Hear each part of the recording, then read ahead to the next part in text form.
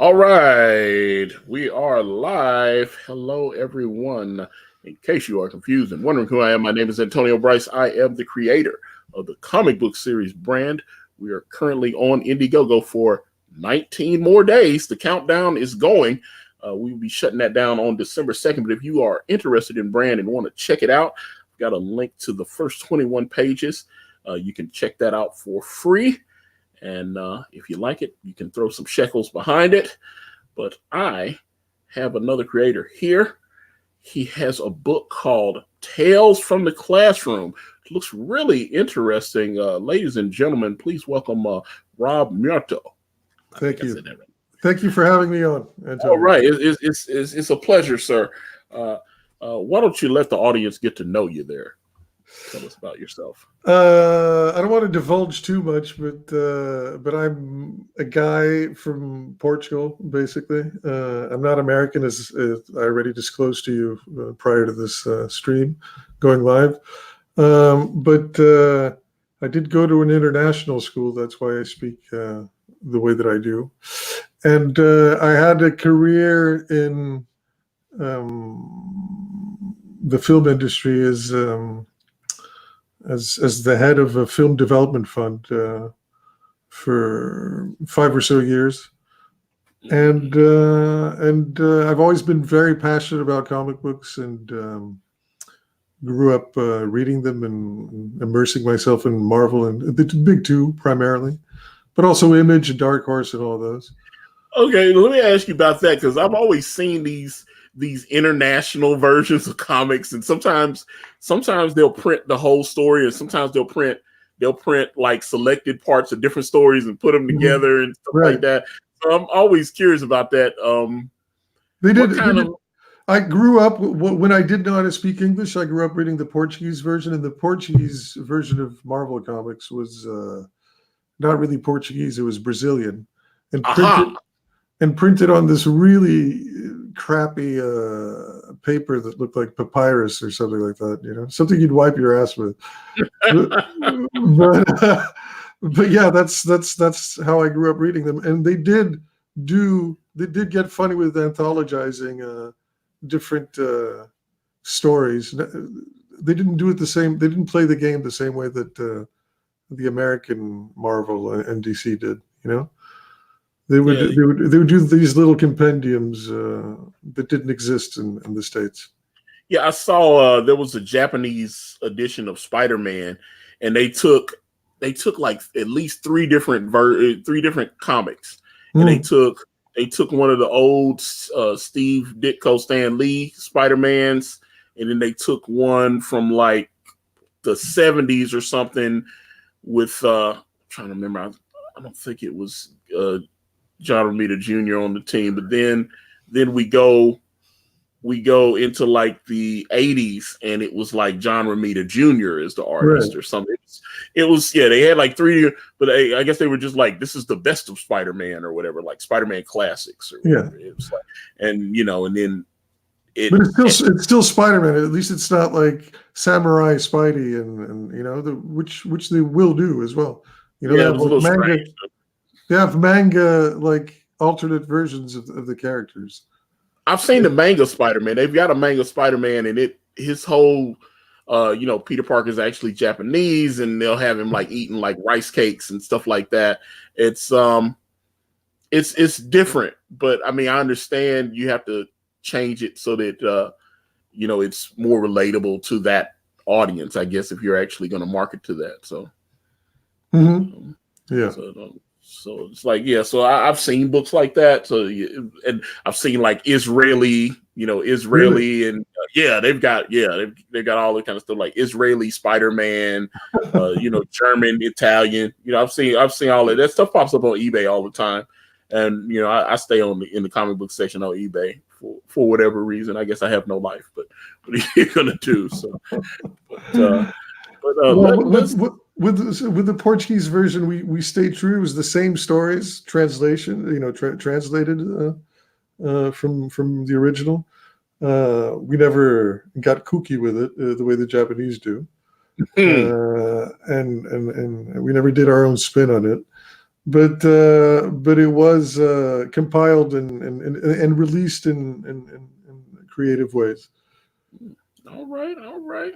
So, what kind of stuff were you reading? Who were your favorites to read, even though it may have been poorly translated? Frank Miller was my guy from very early on. His Daredevil run. Then I got wind of his Batman Year One, which to this day remains one of my favorite comics. I would say overall of all time, Grant Morrison's probably my favorite writer, but he's very. It's strange that I say this because he's very hit and miss. You know, I either hate his stuff and for me it's incomprehensible, or I love it. For example, The Invisibles for me is completely incomprehensible. I can't make wind of it. I've read some of that. It was okay. Yeah. But I think sometimes this is what I heard someone else, they said that they were criticizing Grant Morrison's style, and they were like, he kind of has this sense of self-importance sometimes when he writes. Yeah, and, he gets too esoteric for me. But when he's grounded and when he's doing stuff like Arkham Asylum, I thought great book, that kind of stuff. And Animal Man is great for me. Oh, absolutely, yeah. His JLA run is my favorite run of all time, probably. All-Star Superman. All-Star Superman's great. Yeah, great. Yeah, that's why I was like, yeah, he trust me, he's knocked out a couple of home runs there that I thought were just his Green Lantern's amazing as well. I've been hearing a lot of good. I'm gonna have to I'll get it in trade. Because I don't. It's very rare that I buy these monthly comics anymore, just because I've got like 6,000 comics in my closet. So it's just I've got these long boxes in there, and I was just like, every time I move, it's a pain in the arse trying to, I feel you, man. I get that same thing. Yeah, and I was like, and I'm always tempted to make a big fire sale of a bunch of them, but then I'm glad that I've held on to them for my future generations, my kids and such. Yeah, that's why I was like, some of those comics, I was going through my long boxes, and some of those comics aren't worth $3, but I have such good memories of reading them and stuff, and it's just like, I was like, oh man, this was such a good time in my life, and even though this book isn't worth anything, it has a lot of sentimental value to me. Yeah, they're little time capsules. Yeah. And when you read them, all of a sudden you situate yourself in your own timeline. Oh, I was doing this back then, and this is what was happening. I think so. That's sometimes I open up one of my boxes and just randomly pick out a comic and reread it for old time's sake.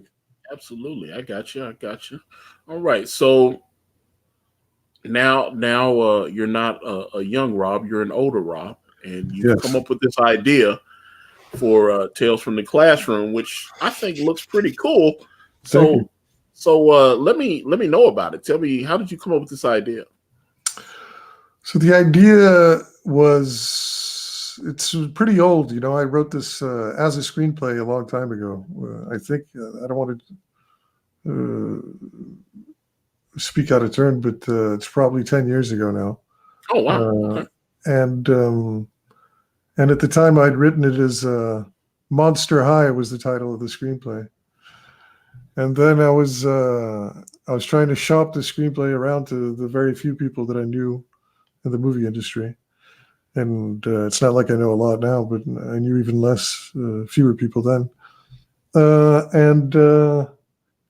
And all of a sudden, in the middle of this, Mattel announced their own take on Monster High. That there's a property out there called Monster High. Yes. The little dolls and the cartoon series and all that stuff. Absolutely.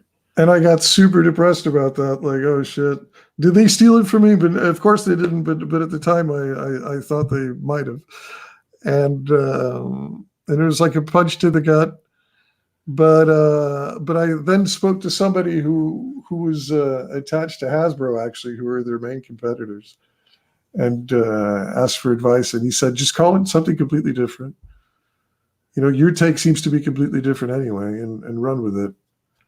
And I had the opportunity to sit down with a couple of comic book publishers and pitch the script to them and see if it would make sense to adapt it to a graphic novel or a comic book or what have you. And they were both interested and sort of got into a little mini bidding war to see who would take the mantle. And the publishers, I don't know if you want to know their names. It's not that relevant, but they're like independent publishers. One of them is bigger than the other one. But the one, to make a long story short, I went with the one that ended up like sort of folding and filing for bankruptcy, and they're no longer with us. And this was in the middle of, while I was creating the comic book. So I was stuck with all these penciled pages, not inked, not colored, not lettered. And I sort of, let the project go, got busy with other things. Years passed. And in the meantime, I had my firstborn and my wife, after a while, started saying, you know what you should do? You should retake the mantle of this comic book that you were so excited about back then. And it'd be really cool if he had something like that to read, knowing that it was his dad's. And I was like, you know what? You're right. I'm going to do that. All right. Well, I've got it pulled up right now. I've got Tales from the Classroom pulled up, and it looks really interesting. Let me go down. And this is the image. I remember you had contacted me, and I saw this image here. You got the big gorilla with the whole thing. I just thought this was a really cool situation. So break this down to explain what's all going on here. All right, that's some of the characters that show up in the book. This is part one of multiple parts.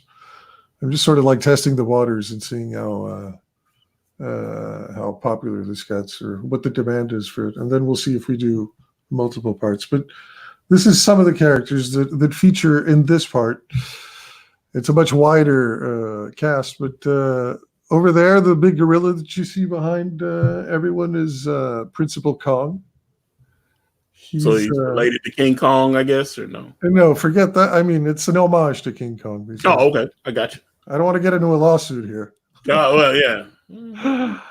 And Universal Monsters, they do have great lawyers, I've heard. Yeah. No, but there's a lot of that's open and not open-ended. What do you call it when it's when the IP is usable by the public something? Public domain. Public domain, yeah, exactly. Yeah. And over there, you see the guy with the kippur, the Orthodox Jewish thing. Yes, I see that. Yes, yeah, got 25 jersey on. Yeah. Yeah, that's Joshua the Golem. And then you have the protagonist, Rob Muerto, who's a zombie. And underneath him is at his feet is Eddie the Wolfman, who's his best bud. And they become best friends. And then there's Harry the Swamper. Couldn't call him the Gillman because of rights issue. Gotcha. Eliza, who's also a vampire, but she's a different species of vampire than the one that's standing next to her. That's her boyfriend. So both of those are vampires. Those are both vampire, but she's a strigoi, which is a species of vampire. And he's Drake, who's like the most popular kid in this high school. And he's a Nosferatu, which are the rarest, most sort of noble species of vampire. Also the oldest. Okay, that actually kind of sounds. There was an old board game which is probably still available. It was a big seller. It was called Kindred the Embraced, and they actually had a TV show on Fox for like one season, or I think only about 6 episodes or whatever. But I loved Kindred the Embraced, and they had 5 vampire clans. Oh, really? Yeah. It had Nosferatu, and there were like 5 different clans of vampire, and it was kind of like The Godfather almost. It was like one vampire was like the prince. He was the king of the city or whatever. It was like I'm like king of San Francisco or prince of San Francisco. You know, it was like all the vampires all around the world. They had like they kind of did the same thing in True Blood, where they were like, okay, this is California, and someone's going to be like king of California, and then you'll have like little regents all around or whatever. Oh, really? So there's like gang warfare between it's sort of like Blade when you think about it. Yeah, it was. I thought it was cool because they had like I said, they had 5 different species of vampires, and the Nosferatus. Although the main character who was like the king or whatever, the Nosferatu, he was really cool with the guy that was the leader of the Nosferatu, but the Nosferatu always kind of felt like they were dumped on because they were kind of like the sewer dwellers. They were definitely their thing. You know, they couldn't pass for humans, and they looked more monstrous. They actually looked like Nosferatu's, like in the movie Nosferatu with the ears. Ah, I see. Yeah. It was but they were like the most powerful of all the vampires, but they weren't in charge of ruling things. So you had, they had like banks and all this. I mean, it was really cool, but it was based on a board game, from the 80s or whatever, Kindred the Embraced. But like I said, I think the game's still available now. But when you start mentioning that, I was like, oh, okay. But like I said, they had 5 different classes of vampire. Well, it sounds like I only played around with it briefly, but Vampire the Masquerade. I don't know if you know. Yeah. That's the same game. Oh, it's the same. It's the same thing. Yeah, I guess they call it. Yeah, that's the Masquerade. Yeah, it's the same game. It had different names in different places, but that's the same game. Yeah, that's it. That's I only messed around with that game for a little bit, but it seemed like the lore was really well thought out and very rich. Vampire the Masquerade is what they used to turn the television show Kindred the Embraced. That's what it was. Yeah, it was on Fox. I'm telling you, I love the show.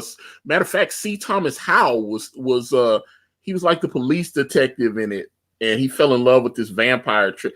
Well, they had like Brujo. I can't remember all the Brujo. I can't remember all the different vampire races, but they had. There was this beautiful. I can't remember. She was trying to think. She was. Man, she's from like Europe or something. She's beautiful. She's got like these crystal eyes or something. I mean, my God, she's a stunning woman. But back then it was like some of the first American jobs she had gotten. And can you just tell me the name again so I type it out and go research it afterwards? Oh, Kindred the Embraced is the TV show. But like I said, it's based on the game Vampire the Masquerade. I see. So it sounds like something that needs to be resurrected by Netflix or I thought, man, I'm telling you, it was such a good idea, but it just never caught an audience. That might be one of those type of shows that would work better on a streaming service, because I thought it was cool. I was like, man, this is dope. I'm serious. They were like the Godfather or something, like this vampire clan was disputing with this one, and then they'd have to talk to the prince of the city. And he would try to work everything out. And I know the guy that played the lead, I'm pretty sure he passed away. I think he was only like 30 or something. I thought he had some kind of accident or something. He died. That show was great, man. I was just like, oh God, I miss. Like I said, you kind of sparked that memory. But like I said, that was back in the day when Fox wasn't that big. They were still kind of a new network. I don't even think they were a decade old at that time. Really? Yeah, and they were putting these shows on, hoping that they would take off. And I know the blonde lady that was the love interest of the vampire, she ended up going on to work on Melrose Place. I remember she was on Melrose Place, which I used to watch as well. Oh, really? Yeah, so I was like, it's a job. Like I said, I think they only did like 6 or 7 episodes or whatever. But when you start talking about the different kind of vampire, I was like, man, that sounds like Kindred, man. I was like, but I love that show. That was one of my favorites. So, that's me not having a life and being a geek. But I'm looking. The art looks really cool. Tell me, who's your artist on this? It's this guy named Sebastian Brunico. That super talented, and they put at the time the publisher that I told you about put me connected me with this guy, but we never actually spoke directly. It was weird. The head of the publisher was sort of like an intermediary between. Right, I got you. Myself and him, and finally I had to track this guy down after all these years and find out if he wanted to retake the mantle and help me not with the pages because the pages were already done, but with additional pinups just for promotional. So let me ask you this, okay? Because it's how many. First of all, how many pages is the book? 41. 41. Okay, so you got 41 pages, and based on what I read in your description, everything is done. It's already been colored, all that, right? Or no? Yeah, that's done. We're putting in some very minor finishing touches on the lettering. Okay. Because as you know, being a comics creator yourself, you're always finding little details, right up until the very end that you think could look better from a lettering perspective. And yeah, so we're doing that, but other than that, it's done. It's ready for print, basically. I'm just trying to recoup costs, right? Yeah. And gauge what the interest level for this is. And the idea, we all love comics, but the idea is for this to become a multimedia sort of thing, to spin it off into a show. Or everybody keeps telling me it looks like a show anyway, so why not give it a shot, right? Yeah, I really like the use of colors here. And I don't know if this is one of the retouched pages. The lettering job here is fantastic. I think it's great. Fantastic. It's this guy named Lucas. This guy, he's a very well-known quantity in the lettering world. His name's Lucas Gattoni. He's an Argentinian gentleman. He did a damn good job here. He's very good. And the colorist is Argentinian as well. I keep saying they must put something in the water over there because there's a lot of talented Argentinians. My penciler is also Argentinian. So I have 3 out of my team. 3 of them are Argentinians. The penciler, the letterer, and the colorist. And then the inker is actually from Mexico. And myself, I'm from Portugal. Okay. So this was this done digitally? I don't know. I don't know what the technique was. Yeah, probably. Okay. Let's see. Yeah, but I'm looking at real nice colors. Everything's just like I said, man, great letters. I mean, it just looks real professional. Yeah. That's the cafeteria lady. She's an ogre. Her name is Charlene. Charlene? Charlene. Yeah, Charlene. I dated a Charlene back in the day. Oh, really? yeah. I was like, all right, man. I hope she didn't look like that. Yeah, she could sometimes, if I'm being honest. That's fine. All right. Can I just say hi to Adam? Adam Post. I know that he's he's watching the video. He's on the comments. He is. I see him in the chat. Yes. I did a live stream with him and just wanted to thank him and say what's up. All right. So, yeah, I'm looking. Charlene, the lunch lady. All right. So here's your cast cards where you're introducing everything. Eddie the Wolfman, Harry the Swamper, Principal Kong, Drake, not the rapper. Yeah, man. Rob. It's the main guy. Yeah. And then, oh, wow. Okay. That's like I said, man, a great use of color. People always skip on the small details and stuff. One thing I will say about, when I'm working on my project, I feel like the letters and the colors, everything, it's all part of the package, For sure. Yeah. I just integral. Yeah, because I see some people they'll have a great artist and the colors aren't that good, and they're like, well, I can't afford a letterer, so I'll letter it myself, and it looks all terrible and everything. And I was like, you believe in your project, man. Put that money into it. Yeah. Shall I just introduce the 2 characters that I haven't spoken about up there in the pinup just prior to this one? Let me go back up. So that's the math professor over there, Professor von Funsven. Funsven. Funsven. It means 15 in German, but And then you know Joshua already. There's Rob, there's Eddie, and then Sanchez the Chupacabra. Nice. Always nice to have a chupacabra in there. So. All right, and then the rest you know. Eliza, yeah. All right. I'm trying to think. I think there was a chupacabra. There was a chupacabra in Bigfoot Bill, Doug Nable's book. If I'm not mistaken, they had all these like legendary monsters locked up in a secret facility, and chupacabra was one of them. And, all right, so this man's apparently doing leg day. Right. But, okay. Doesn't go too well. Yeah, I see that, but he seems to be just he's like, oh, my leg fell off. Okay, I'm cool. This is from a post on Instagram where he goes, pro tip to all my zombie peeps out there, never skip leg day. And this is the image that accompanies that. Okay. Oh, so he's oh God. Okay. I was like, yeah. Okay. Now I'm starting to see there's flies and he's trying to so okay, if you got flies and little crawly things in there, why would you bother brushing your teeth? I guess that's well, this is what happens when zombies don't eat brains for a long period of time. Okay. Not that long, even like 3 hours. If they go 3 hours without in this universe, if they don't eat brains, they enter this catatonic state where they just drool and they walk around mindlessly, groaning for brains, basically. And that's what happened to him there. Okay, so I see you've got what's this, the coach or something? He's the PE coach, Frank Stein's monster. Yeah. Yeah, but he's actually endured a redesign, but since this pinup. But I was like, man, I like this. But I mean, hey, what are you gonna do? You like the new one more? Oh, okay. Well, I thought hey, you got knocked it out this time. I was like, but sometimes you need to tweak things. I get it. And all right, let me see here. Ooh, so. Okay, who's this? I'm assuming this is another little zombie type chick or something right here, the little black girl. That's the family of Rob.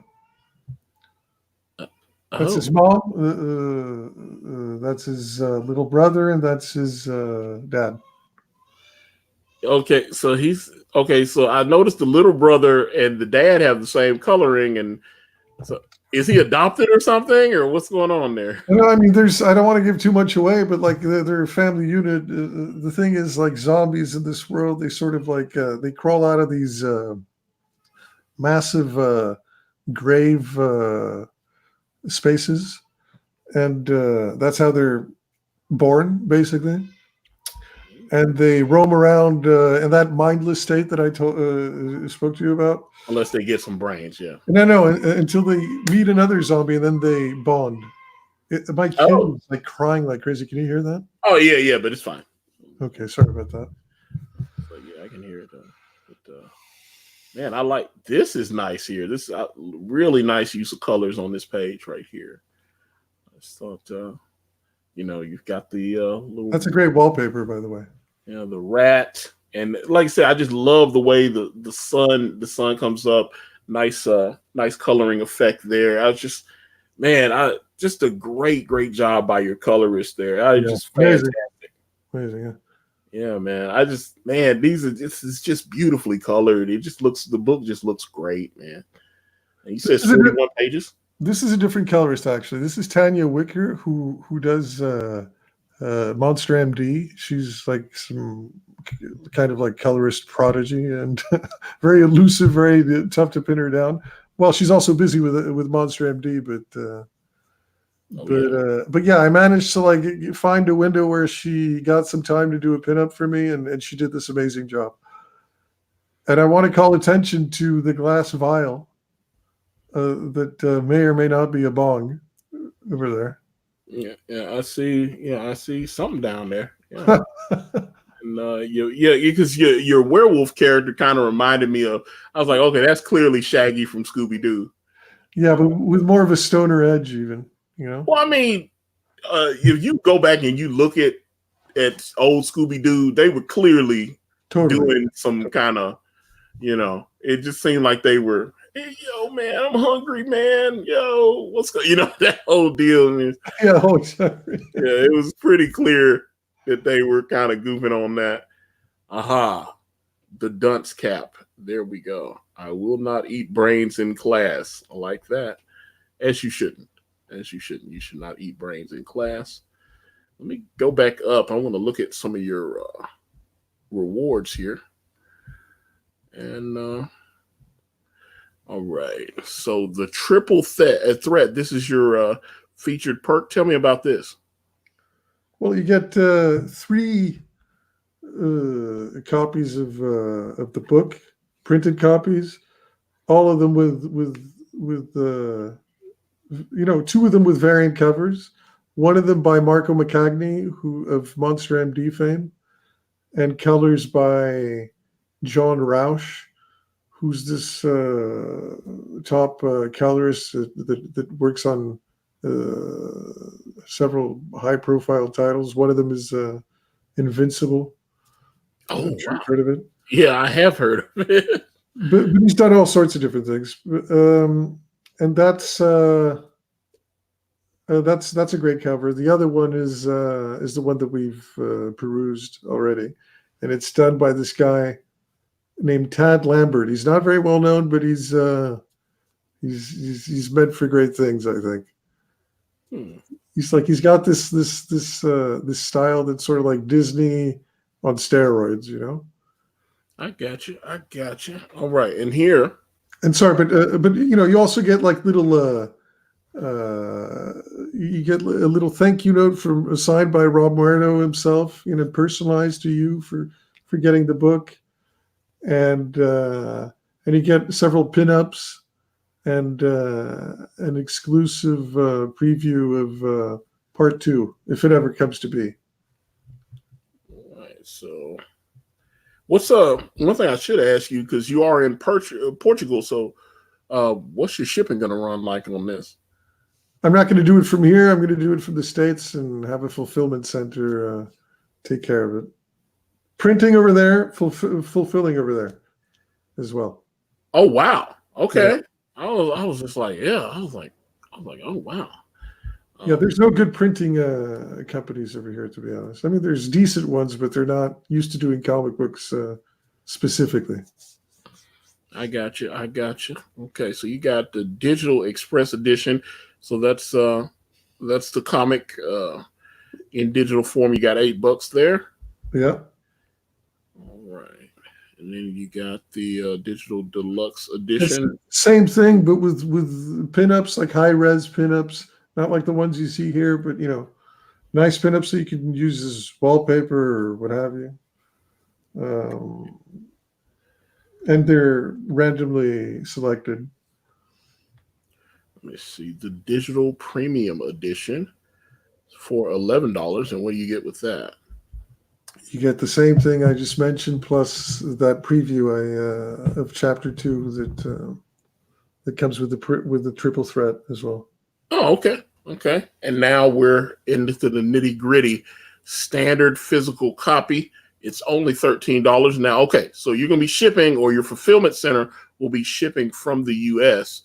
Do you know what your shipping is going to be like on that?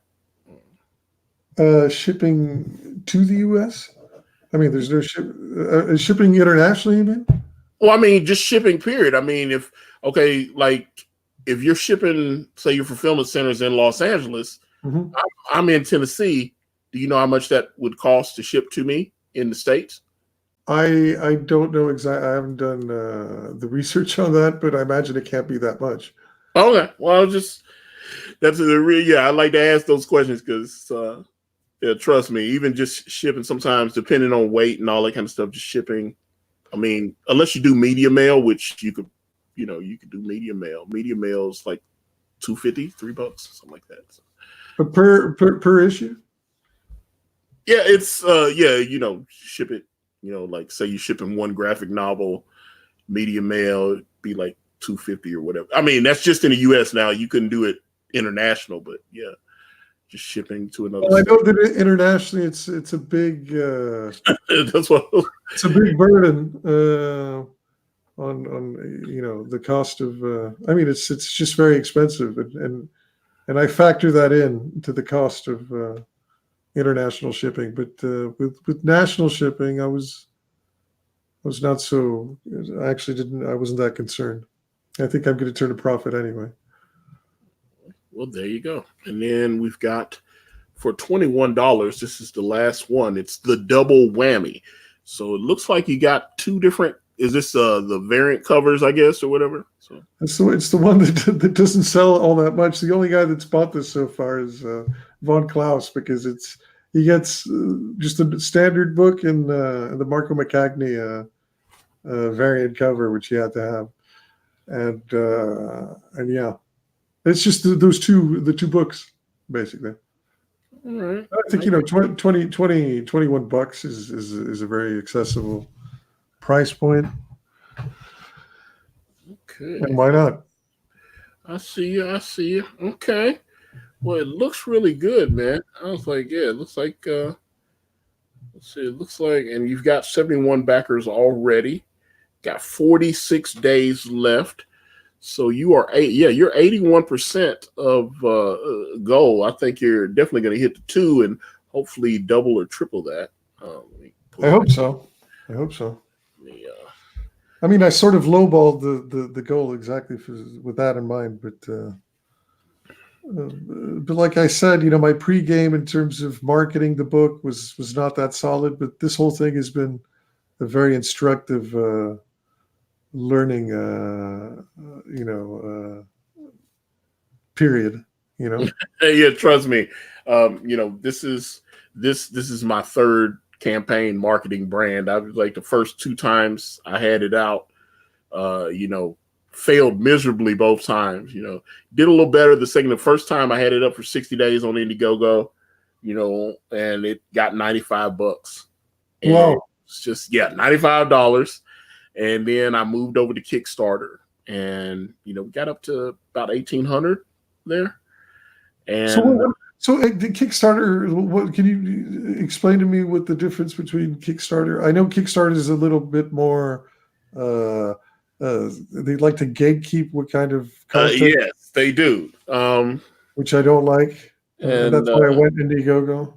But I will say, and I know people have issues with Kickstarter, but Kickstarter seems like it's more geared for comic book type stuff, in my personal opinion, because I took the same book, on Indiegogo when no one knew who I was. And like I said, $95, 60 days. Ran 60 days on Kickstarter and got up to 1,800. Now, the problem was I was trying to raise like 25 grand. So I wasn't going to get there. It's like, and then right before the campaign was about to go down, people had been sharing they've been sharing the links to brand. They were like, hey man, check this out. And Ethan Van Sciver happened to finally see, I tweeted to Ethan trying to, see might he allow me to come on his channel and promote or whatever. And finally, it's just, man, it's my struggle as well, man, trying to get EVS. Trying to get eyes on it, man, because you were like, man, this book would sell if people would see it. You know what I'm saying? It was and I kind of actually given up at that point. I had maxed my credit cards out. I spent like $5,000 and, putting out, I was buying ads on Facebook and stuff. I was like, this is going to sell. Everybody kept looking at the art. And, that's one thing I will say, like when you get your friends and family, sometimes they aren't your best critics, because your friends and family are like, hey, this is great. I'm going to buy a copy. And I can honestly tell you my personal experience on this book. I've got 2,400 backers. Only about 4 of them are people I know in real life. I had so many people tell me that they were going to buy a copy of the book that I personally knew. Yeah, this is great. Where can I get a copy? Send them the link. They don't buy anything. I'm going to get it next time. Oh, okay. Yeah. It was like, and that's, it was kind of funny because, a couple months ago, I was having a conversation with Doug Tanaple, and he was like, yeah, that first couple thousand, that should be friends and family. They should, you should be able to market to your friends. And I was like, no, maybe you can market to your friends and family. My friends and family were not. I mean, being into comics and stuff is kind of a niche thing. It's not normal. No, it isn't. Absolutely, because people sort of look at me weird when I tell them about the project. They're like, "What, you're doing this?" but one of the things that I didn't do was to ensure once I launched the campaign. I think psychologically, once you launch, it's important to have like at least like 15 assured backers like immediately. So people, once they go click, it's like, oh, it's doing well. Let's get in on that, right? Yeah, like you said, my brother's got. I used two of the characters in Brand are gonna have my my brother's oldest son and his daughter in there. So I'm gonna use them as the face of my main character, David Craven's children. So they're gonna, I have them contact me because I showed some of the concept art where it had my niece's face on there, and so they're like, "Oh, we want to show it on Facebook. Let me show that." But I'm like, nobody was buying it though. They're like, "Oh, this is cool," but they weren't buying the comic, and I'm like, they're my family. You understand? That's crazy. That's crazy. Yeah, that's why I'm like, so I don't. But it's crazy. It's crazy how tough it is to get people to like open up their wallets for like $9 or whatever it is. Like with my digital Express edition, it's like it's less than a Big Mac almost. A Big Mac. Yeah, and I'm like, And I mean, like I say, your book looks great, and it's the thing. I kept hearing the same thing over and over and over again. Book looks great, Antonio. I'm gonna buy a copy. Nothing. Just wait. So there's only, like I said, there's only 4 people that I know in real life that bought copies of Brand. Now, one of them, his dear friend, he bought 25 copies of it. I mean, he makes pretty good money. He was like, "Hey man, I bought 25 copies," and I was like, but you know what, man? It's in these kinds of situations where you have like an endeavor that's important to you clearly, and where you sort of gauge who your real friends are. It's a good way to parse. Yeah, absolutely. Because I like I said, and it was fake. And I'm talking about. I was showing this stuff. I put it on my personal Facebook. I was like, "Hey man, I just launched on Indiegogo," and I was like, "I'm struggling." Do you understand? It's like I remember when I got the first sale. It was almost 3 weeks in. Wow. And I'm like, it's a 60-day campaign. So it took me 3 weeks to get someone to even consider backing. It's like, okay, I'll buy. And then like another 2 weeks go by and someone bought like a $5 thank you or something. It was like crazy. I was like, God, I'm sitting at 30 and it just wasn't happening. It just wasn't happening. And I was just like, oh God. And then, I'm talking to my team and I was like, guys, I just don't think it's gonna work out. Yeah. And everybody was disappointed because they were like, oh man, I set time, because all my team, they all work, they were all working in mainstream comics and stuff. And then I ended up having to get all new people, which was crazy. Like by the 3rd campaign, I had to get new people. So I had to get a new letterer, I had to get a new colorist. It worked out in the end, sometimes. Oh, yeah, it worked out in the end. And it was crazy because, a lot of those people reached back out to me. It was like, by the 3rd, like I said, so Ethan Van Sciver reached out to me and he finally, he saw it. And I had been, like I said, I tried for like 6 months to get his attention. We even drew him. That's the little, the backdrop on this channel is I had Kanan draw Ethan Van Sciver as an orange lantern with on a pile of rose Ticos. So I had him draw Ethan like that, and Ethan saw it and he was like, "Oh, that looks cool," and he just kept it moving. He was like, "Yeah, you drew me, okay." It wasn't nothing. We weren't getting any traction, and I just kind of gave up. And I was making gumbo, and I kept hearing Ethan. I was, even though I never talked to him, I kept hearing him give advice on YouTube stuff, and he's just talking about being consistent with content and all this kind of thing. And I was like, okay, well, I was trying to make these videos and trying to figure out what the channel's going to be about. And it just wasn't, I don't know if I'm really cut out to be a content creator. Although like this part of it, I like the streaming part. I like being able to talk to different people and showcase their projects and stuff like that. I enjoy that. But I kind of got, gave up, and I was like, you know what? I'm making gumbo. I'm good at that. Let me make some gumbo. And so I made gumbo, and I was watching Ethan on Comicsgate Live, and I loaded that video up, and I said, I'm watching Ethan and making gumbo, and he saw that. He saw that video, and he goes, you know what? He's been asking me to come on. Let me reach out to him. So he reached out to me. He left a message on the video, and then he started following me. And that's a strange feeling when you get a whoo, man. So like when the guy that you really admire. Yeah, that's what I'm saying. It's following you. Yeah, it's crazy. Yeah, I had, there's a lot of people that didn't know who Ethan was before Comicsgate or any of that. And I actually have my issue of Cyberfrog that I bought back in the 90s. I bought Cyberfrog before he started working at these. I bought it through the mail. There was I used to get Wizard magazine all the time, and there was a book. It was called American Entertainment. And guy had built his business. He was running out of Virginia. He managed to have an $11 million a year business selling comic books online. Yeah, he was selling them through the mail. And I'm talking about he didn't have a website. He was selling them like you'd have to call it in, or you could take the little order form out the book and mail it back into him with a check.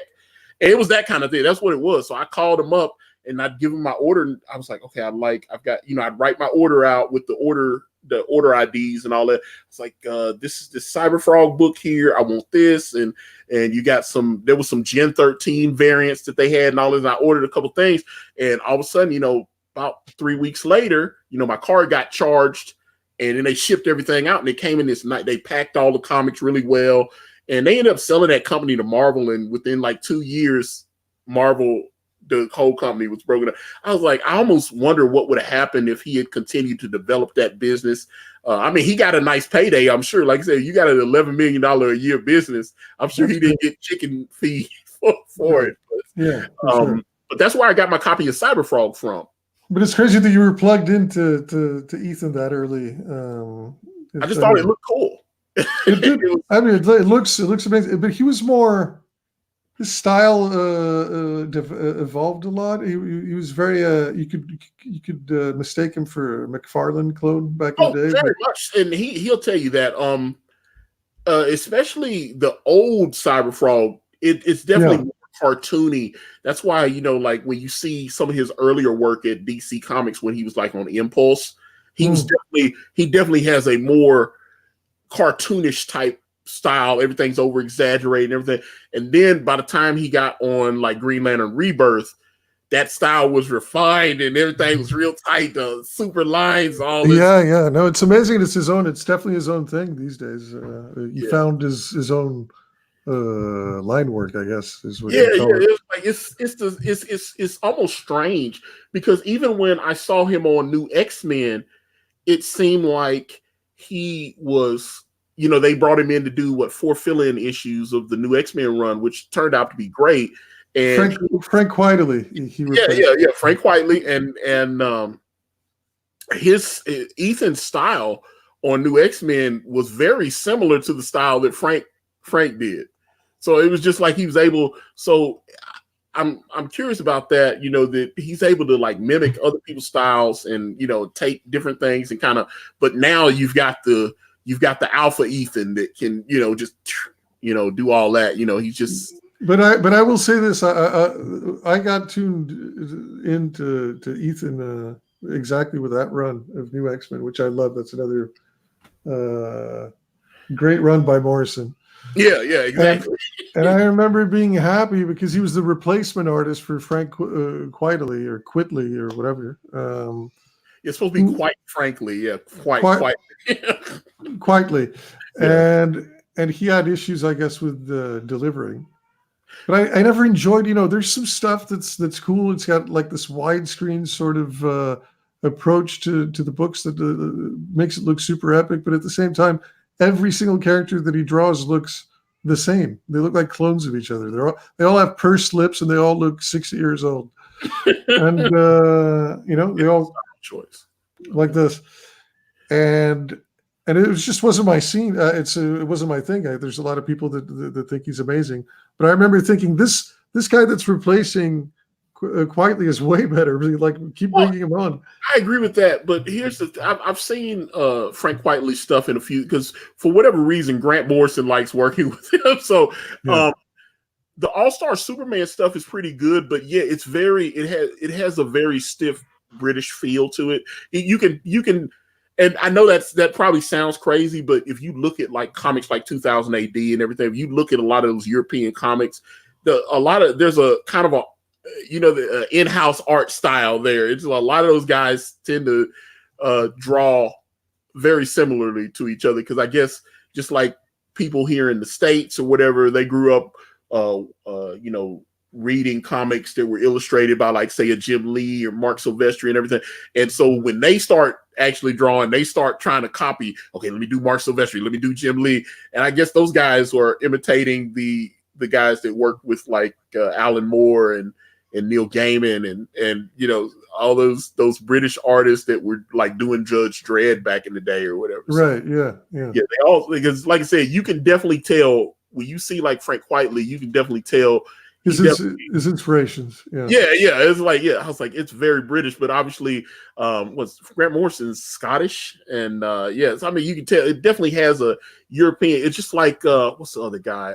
Garth Ennis. Love his stuff. Garth Ennis is Irish and he likes to work with a lot of these European artists and stuff Steve Dillon. Yeah. Well, the late Steve Dillon. But, who did he work with on The Boys? I know that guy's I think that guy's British as well. And I was like, but it's definitely not Steve Dillon, but that guy, because that guy's still alive. I know he's one of the producers on I don't know if you watched The Boys. I watched the first 4 episodes. I liked it a lot. Generally, I have to finish it now. Yes, I know they picked it up. I mean, it was a huge hit for Amazon. I was like, they've got the Lord of the Rings show coming up too. So I was like, they spent $250 million just to buy the television rights from the Tolkien estate. Wow, man. They gave them $250 million just to get the rights from the Tolkien estate. And there's a lot of Tolkiens that are loaded out there these days. I know he definitely was fruitful and his son had kids and all that kind of thing. But I know I think his son that is one of his sons is still alive, I thought. But like I said, they obviously still have control over that property, and they're estimated they're gonna be spending like up to $12 million per episode on these Lord of the Rings episodes when they start airing. I think in 2020. $12 million per episode. That's good. Yeah. That makes Game of Thrones look like I don't know. Well, those last 2 seasons, there were some problems with Game of Thrones. Especially just because they were trying to get through it, but there were some problems with Game of Thrones. But they definitely went all out on the special effects those last 2 years. I was like Season 7, the big battle when they were in High Garden and the dragon comes out. Like they got Drogon coming, he comes out. They spent like $8 million on that dragon sequence with all the pyro and everything. It was like $8 million. It's the one show I think is a game changer in several ways, but one of them is that it's the first show where you literally can't see the difference between an episode of it and like a tentpole, summer blockbuster movie. Yeah, and that's where I hoped, because I remember it was about 15, 20 years ago, Bill Gates was talking about he didn't know if we would even still go to movie theaters in X amount of years. He was talking about in the future, we would all have these these boxes in our home, these entertainment boxes. And they probably would be maybe real small or whatever, but you'd be able to play like the brand new movie releases, get your music, watch your television shows, play video games. You could do your shopping, everything on these. And I mean, it's just on a phone, the things you can do on a phone, on a cell phone. I mean, you can watch Netflix and HBO and Showtime on my phone. I can watch all those things on my phone. I mean, you were saying that, and I thought you're describing a phone, a smartphone. Yeah, but they just released this new they released some of the. I tweeted out a couple days ago where they were showing the concept for the PlayStation 5, and I got to be honest, the PlayStation 5 actually looks kind of ugly. I didn't really like the way it looked. but the hardware in it is extraordinarily powerful. The graphics chips, the processing power. It's going to have a lot of games. It's not going to have. They've got like there was something I tweeted out where they had these different cartridges where it's like 2 terabytes. It's not gigs anymore. It's terabytes. It's like this is a 2 terabyte. Yeah, but you realize that the PC is going to laugh at that once it comes out. Whatever like the high end PC is going to be is going to trump that like by a factor of I don't know what. I agree. I'm a PC guy, PC gamer primarily. 15 years ago, PlayStation or Xbox wouldn't even been able to come close to the amount of processing power that a PC would have, and like this the PS5 and this Xbox, I think they're still calling it the Scorpion, the new Xbox that they're going to release.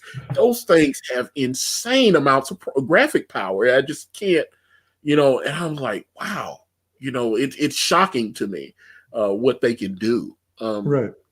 And like I said, Bill Gates is talking about, you won't go to the movie theater anymore.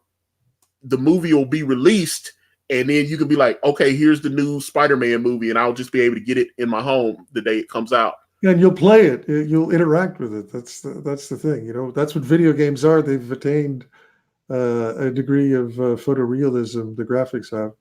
Yeah, and fidelity came out last year was actually one of the. I had a buddy of mine that got to do some concept art on that. On what? On the PS4 Spider-Man. He did the art, and man, just that PS4 game. I was just, whew. And Red Dead Redemption, the 2, really impressed me actually on the Xbox One and the PlayStation 4. I bought it for the PS4, but that's an impressive feat actually. Well, is 135 say yes? PS5 is so advanced it can't play PS3 and PS2. You realize that's by design, right? It's just like when Xbox decided that they wanted to do retro gaming and they allowed. I mean, they're doing that on purpose. They don't want you to play those games in the next generation. Now we can have a debate on whether they should or not. They should. If you've already bought those games, they've already got your money, so it will cost them money to allow those games to be played on, because they'll have to, make it where the software is retroactive and it would work and all that kind of thing. But I actually thought that was when Xbox was losing to Sony so bad, the fact that they were allowing like Xbox 360 games and Xbox games to be played on Xbox One, that really brought them up a notch, because a lot of people's like, yeah, PS5, yeah, PS4, whatever, it's like, I like my PlayStation, but man, I love this game on Xbox, and now I can play it on my Xbox One. The fact that you could actually go back and do retro gaming and stuff like that, I thought that was cool. I'm actually surprised Sony has not adopted that, because it just seems like a smart move, but you want to. Because I think we've attained, like I said, a degree of graphical fidelity over the last 2 generations, where if you go back to the PS3, as long as you have like an up-res and the resolution, the graphics aren't off-putting. You know what I mean? Absolutely, yeah. It's not like you're playing a Metal Gear Solid for the PS1. You know what I mean? That's like trash. Yeah. Yeah, when you look at it now, it's like it was the 3D graphical games were still in their infancy back then. So it's normal. It looked fine to us back then. Yeah, we thought it was great. but in retrospect, it doesn't hold up very, very well. Yeah. Unlike the 16-bit generation, which is eternal because it was 2D and it's got that unique aesthetic to it that's endured. Actually, something I thought that looked really cool. They just released the trailer for the Mario and Sonic go to the Olympics, and for 2020, where are they having the Olympics? I can't remember what the new Olympics is, but is it? But the graphics on that Mario and Sonic Goes to the 2020 Olympics, I was like, wow. It looked incredible. And I was just like, and what platform? Cross-platform? It's gonna be on the Nintendo Switch or whatever. Switch, okay. Or Wii U or whatever the hell they call me. No, it's Switch. Yeah, that's what the newest one is.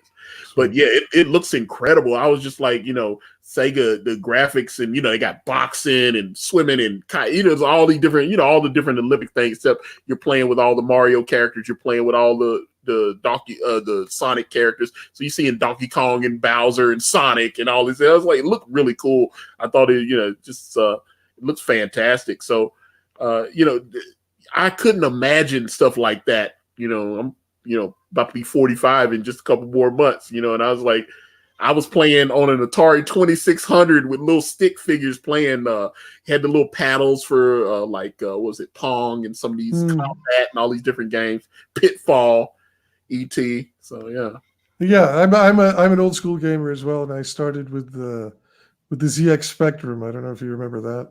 Oh, that's something is that maybe, but like say, I know you're in Portugal, so yeah. Was it? I don't know. It was huge. It was like a keyboard where you would stick a cassette basically inside. It was the biggest gaming platform at the time in the 80s. And okay, it wasn't because in the States it was the Intellivision, ColecoVision. Okay. And because I know the Intellivision, I thought the Intellivision actually had some kind of keyboard plug-in that you could actually do. So I don't know if it was, you might be describing one of those systems just from, because sometimes they would take the same system and then when they release it over in another country, it's called something else. Right, maybe, but no. But I think ZX Spectrum was universal, and what you would do is you would shove in like a cassette, which was the game, and much like the NES, it would sometimes work and it would sometimes not. Yeah, I can honestly tell you, I was like ZX Spectrum. I was expecting you to say so. I was like, I've never heard of that. Right. I've heard of Super Famicom, which is what they call the Nintendo over in Japan. No, but that's way more advanced. That's the Super Nintendo. Yeah, that's what I'm saying. That's 10 years later almost. That's what I'm saying. Matter of fact, I'm gonna actually have to Google ZX Spectrum because I was like, but I'm saying there's a chance that it might be something else. Like I said, it might be because like we had television, all this different things, and I had Atari 2600. And it was, must have had about 80 games for Atari 2600, I remember it with Pong, and those were the big ones, Space Invaders and stuff like that. Right? Combat, Pac-Man. Yeah, Pac-Man. We had Donkey Kong Jr. And I mean, it was like stick figure. I mean, it was like when you look at it now, the graphics weren't very good. So when we finally got to the Nintendo, the regular Nintendo, and we saw, because I played Mario Brothers or Super Mario Brothers in the arcade, and when we got home and I actually saw the same quality, that's one of the things, like when you see Donkey Kong Jr. on the Atari 2600 and you go to the arcade and you see Donkey Kong Jr., it's not the same. No. It's the quality is not even close. So when you see Super Mario Brothers in the arcade and you go home and you stick the cartridge in and it looks the same, you're like, this is how it looks in the arcade. Right. And we're finally able to start replicating that quality. Well, for me, it was absolutely mind-blowing. First of all, Super Mario was mind-blowing to me. That's I consider it the best game of all time because the fun that I had and the experience that I had, like playing it for the first time, is I don't think has been replicated since. And for me, it's like gaming distilled down to its purest essence. But I knew the gaming in general was going to be a game changer with Ninja Gaiden, because they had this cutscene where I'm like, "Are you serious? Look at how good the graphic!" I didn't realize that. Like this is like an animated movie. This is if this keeps progressing. Were you able to beat it? Were you able to because it was hard. No, it was super tough. I don't think so, but I got far. When a game is a classic, they're still making YouTube videos on how to beat Ninja Gaiden. Right. Yeah. Yeah. There's still YouTube videos being made. I was like, these, they got like these classic gaming channels, and I'll see people. I beat Ninja Gaiden by, I think I beat it like 7 or 8 times. It was You hard. beat it? You beat it? Yes. Okay, that's amazing. You should no. You should bust out the crown, man, because that's a mean feat. It definitely wasn't one of those where as good as I was, I knew it was going to be. It took hours because there was a code. There was a thing right before you went to the final boss. There was a 2-up there, and so you'd have to go through the level. And then you'd kill yourself and get the 2-up, and then you'd have to start over and go back to that same place, kill yourself, get 2-up again. And I'd get myself up like about 50, 60 men. So I did that like 50 times and kill myself to build up my extra men. And then I would go ahead and clear the level. And when level go fight him, because he was tough to beat even after I learned how to beat him. It wasn't one of those things where sometimes you'll beat a game, he's like, okay, I know his pattern now. Right. It was different every time. It was just hard to beat him at the end. Yeah. Well, you know what they say, there's people fap around Dark Souls and how hard it is. There's that hard, and then there's NES hard. All the games for the NES are insanely hard by anybody's standards these days. Yeah. Man, I could geek out on that. But yeah, Rob, this has been a fun conversation. I've appreciated having you on, man. Thank you, man. Before we go, can I just do that thing where I share the exclusive piece of content? Yeah. Let's see some stuff. Let me. Before we go, I'm going to share the screen. All right, and let's hope that. All right, is it sharing now? It is. I'm not seeing it on mine yet. Your entire screen. Okay, got it. Should probably work now. Okay, here we go. Oh, all right. Let's hope none of my porn shows up. Yeah, well, I know some of mine. I had to keep mine on a separate device. All right, so this is the cover that I showed you before. Yes. Tales from the Classroom. But what you can't see because it's obstructed by the logo is the tower behind it. Oh. And that's Principal Kong's office, which we're working on now with Tad Lambert. And I thought I'd show a few images of the process. So I wanted to have some African elements, jungle elements in there, and Tad very wisely brought up the fact that this school was inherited. Kong inherited the guidance of the school basically from Cain Cthulhu, who's an homage to Cthulhu. So okay. We figured it'd be nice to have some octopi elements in there. I like that you said octopi. Or octopuses or whatever. I'll stick with octopi. That's cool. All right.